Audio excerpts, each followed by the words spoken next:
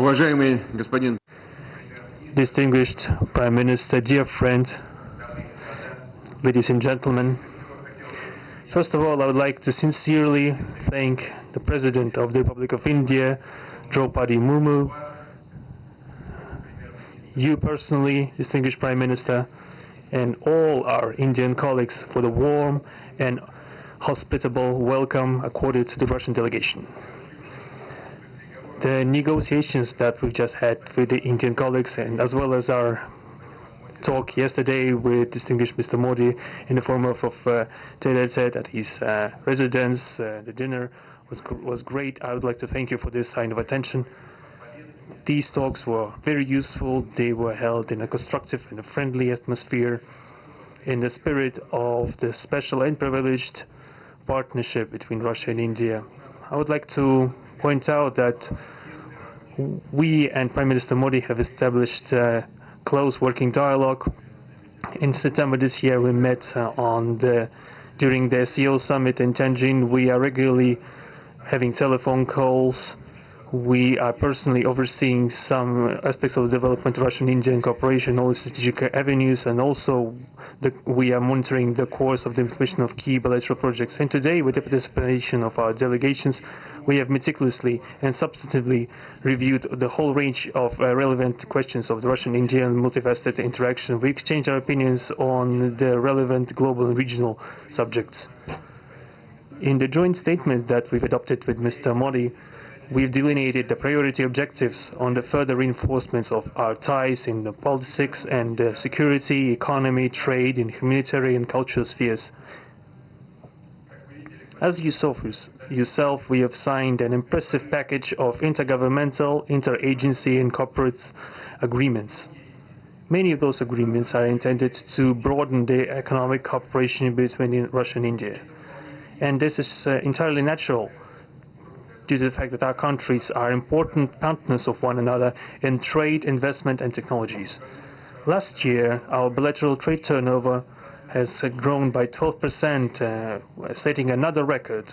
According to different data, this number may look different, but it is generally around $64 billion US. Currently, we are forecasting that the results of this year will remain at the same impressive level. At the same time, as I perceive it, we are up to the task of getting this number to the level of $100 billion. And to reach this important goal, we have harmonized the program of development of Russian-Indian economic cooperation until 2030. This comprehensive document gives us a concrete set of objectives. The Intergovernmental Commission, the ministries and different agencies of the economic bloc of both countries have set objectives to remove barriers hampering the goods flows and capitals, the implementation of joint projects and deep technology and innovation cooperation. And distinguished Prime Minister gave us a whole list of challenges that deserve the most attentive focus of our government. We will do that. The growth of Russian-Indian commercial links would be helped by the creation of a free trade zone between India and the Eurasian Economic Union. We are already conducting work on the corresponding agreement. I would like to note with satisfaction that our countries are gradually moving to the use of national currencies in mutual settlements. The share of these national currencies is already 96% in commercial deals. We have established resilient channels of credit, financial, and interbanking cooperation. Russian economic operators have broadened the sphere of use of Indian rupees, which we receive from the fulfillment of export contracts. Russian rubles are being used to provide loans for large joint projects. We are also seeing successful partnership in energy. Russia is a reliable supplier of oil, gas, coal, and everything that is required for the development of India's energy.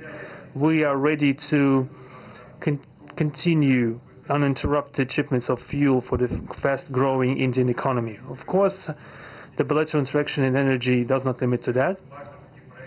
We are also conducting a flagship project to build the largest Indian nuclear power plant, Kudankulam. 2 out of 6 reactor units have been already connected to the energy network, and 4 are still under construction. Getting this nuclear power plant to full power output will give an impressive contribution to the energy requirements of India. It will help supply Indian enterprises and houses with cheap and clean energy. We presume that we could talk about the construction of small modular reactors and floating nuclear power plants, and also non-energy application of nuclear technologies, for example in medicine or agriculture. We are working with our Indian partners to build new, effective international transport logistic routes, including the projects to create an international north-south transport corridor from Russia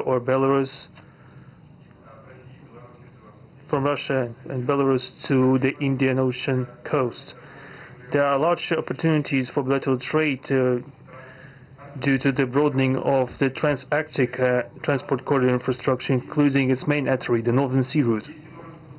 There are many other sectors of the economy where Russia and India have garnered positive experience. We are conducting joint initiatives in industry, machine manufacturing, digital technologies, space exploration, and other science-intensive avenues.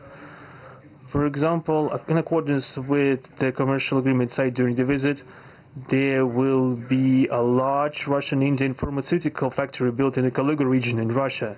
We will be starting the production of high-quality anti-tumor medicinal drugs using the advanced Indian technology.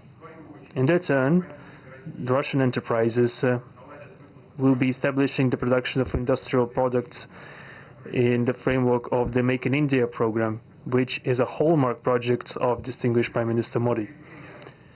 The prospects of the reinforcement of the interaction of Russian-Indian entrepreneurs and business circles are discussed in detail during the ongoing Business Forum in New Delhi. We are going to take part in the plenary session of this event today together with Mr. Modi. The humanitarian cooperation between Russia and India is also of a multifaceted character. Our peoples throughout centuries have been sincerely interested in the traditions, history, and spiritual values of each other. Scientific and educational contacts, exchanges from among the youth and public are also actively developing. The regular alternating festivals of Russian Indian cinema are always popular. From year to year, we see the increase in tourist flows. Today, the Russian TV channel RT is starting its broadcast in India. The new channel will undoubtedly help the Indian audience to better know Russia and Russians, and also to receive an objective information regarding what is going on in our country today. While discussing the key global and regional problems, we have confirmed the consonance between the positions of our countries. Russia and India are conducting independent and self-sufficient foreign policy together with our like-minded countries in BRICS and SCO, and from among other countries of the global majority. We are promoting the processes of forming of a more just and democratic multipolar world order. We are defending the main principles of the international law enshrined in the Charter of the UN.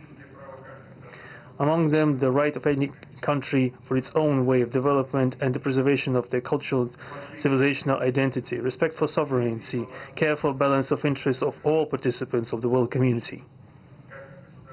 As state founders of the BRICS, Russia and India have done a lot of things, and continue to do more to increase the authority of the organization. As you know, next year India will assume the chairship in the BRICS. We will provide all necessary assistance to our Indian friends in the work on the relevant BRICS agenda. I would like to point out Russia and India are traditionally closely cooperating in the military technical sphere.